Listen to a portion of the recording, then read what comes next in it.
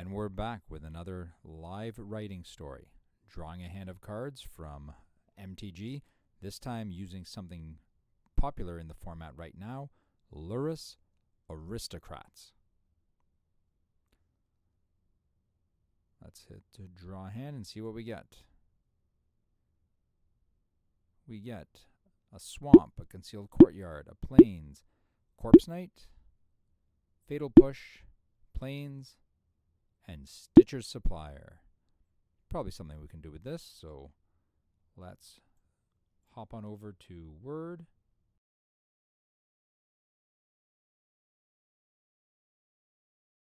Dawn broke, the final tendrils of mist winding their way through the gilded arches of the palace as the sun's rays chased them away.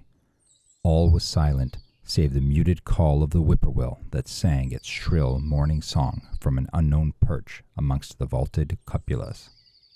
Columns thick as blast furnace chimneys rose 30 feet into the air, holding aloft the ornately decorated, scalloped archways that ran along the open courtyard. Bright azure and deep crimson coatings spiraled around the columns, rising to gold-capped spires that twisted towards the clear blue sky. The worn cobble floor shined brightly in the sharp morning rays as blinding flares of reflection rose from the copper runways carved into the paths. Each twisted, turning rail guided automatons and men alike to their destination among the never-ending sprawl of the castle. Two figures stood in near-silent conversation just beyond the sun's reach, under the veil of shadow that persisted despite the sun's best efforts. Were they early morning merchants preparing to set up shop, or late-night brigands hiding their bloodshot eyes from the assault of day? Either way, they stood there, under the sheltering arch in the concealed bit of the courtyard where the light could not reach. One of the figures suddenly moves into action. Stepping forward, his cloak billows behind him as he fires two outstretched arms at the other man, striking him hard across the breast. A chime like a muted church bell echoes throughout the open halls as his gauntlets make contact with a hard, molded chestplate, followed by a loud clang that pierces the early morning, interrupting the whippoorwill's call and deafening the world momentarily as the shoved gentleman drops his helmet to the hard floor. The shadowy figure stumbles back, losing his balance as his heels catch in the slight channel of the guiding paths, and he tumbles. His bare head strikes the pavement hard with the sound of a butcher tenderizing meat. Time freezes for a moment as the man stares blankly at the domed roof, a pool of dark blood growing below him. Silence holds the air, and the whining din of nothingness burrows into the other man's ear. Then, ever so slowly, the sounds return. The bird call, the swaying saw sound of the long reeded plains beyond the palace, and another odd, scraping sound that wasn't there before. The man turns about himself, eyes darting about, frantically looking for the source of this new sound, the sound of what appears to be another, a witness to the fatal push that ended his compatriot's life so abruptly. To his left, in the shadows of the dome, there is nothing. To his right, in the blazing brightness of the open yard, also nothing. A cool sweat breaks out upon his brow, droplets forming across the wrinkled forehead and congealing into rivulets that run channels down the middle and edges of his face, careening around his eyes. Frantically, he turns to his left again and... There is a man. Or a woman. He's not sure.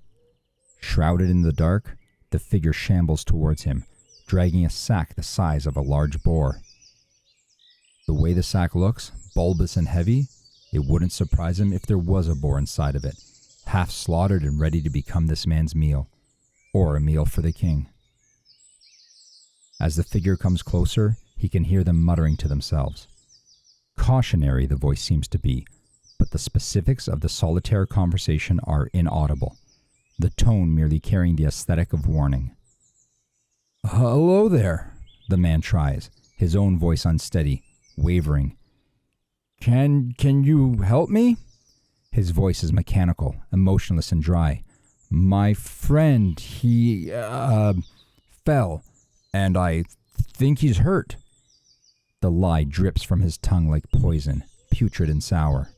There's no masking the scent of it. It hangs there in the slowly closing gap between the two of them with no sincerity, no truth to it. The shambling one's mantra stops and their body quirks. As if noticing the man for the first time, they tilt their head and pause for a moment before continuing their shuffle step towards the now nervous man. As they approach, their form comes into better focus. Hips sway where originally there appeared to be a shuffling gait. A narrow waist curves in behind a stained smock that ripples in the early morning breeze, leading to two large set breasts that pull at the tunic's fabric. He breathes a sigh of relief as what he recognizes as a woman now approaches him, ignoring her slight mumblings and close-cropped, sweat-stained hair that stands on end across her pale scalp. Yes, this will do fine, this will do, she mutters, near incomprehensibly, as she approaches the man and the still warm corpse. He must have had too much to drink. Yes, that's it, and fell. You see, without his helmet. It's silly, really. Nervously he laughs, trying to conceal his concern, but the woman pays him no mind and moves directly to the body, floating in a sea of its own ichor.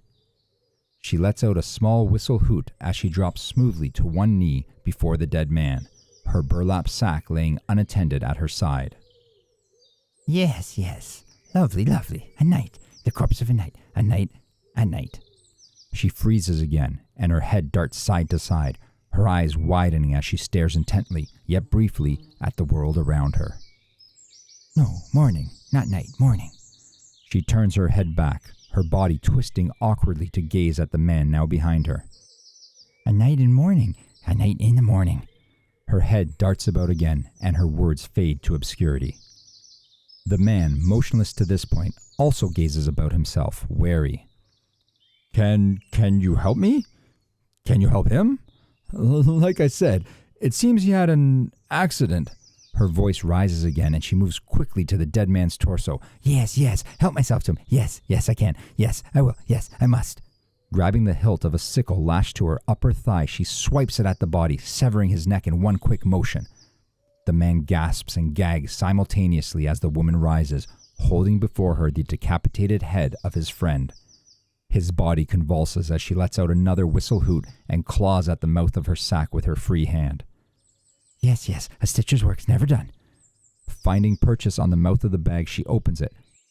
The rank stench of rotten flesh oozes out of the opening, finding its way into the gagging man's nostrils, his eyes pressed shut and his throat spasms, threatening to evacuate his stomach. Seamstress to the queen, siren to the king. The woman continues in a near sing-song voice. Stitcher to the Shadow Lord, supplier to the zombie horde. Taking one last look at the severed head before her, she tosses it into the sack. Out with the new, in with the old. Take him to the swamp and make him run cold.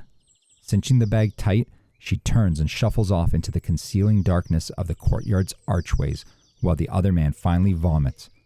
Dropping to his knees, the putrid, burning bile stings his lips as he stares helplessly at the headless body that lays motionless before him.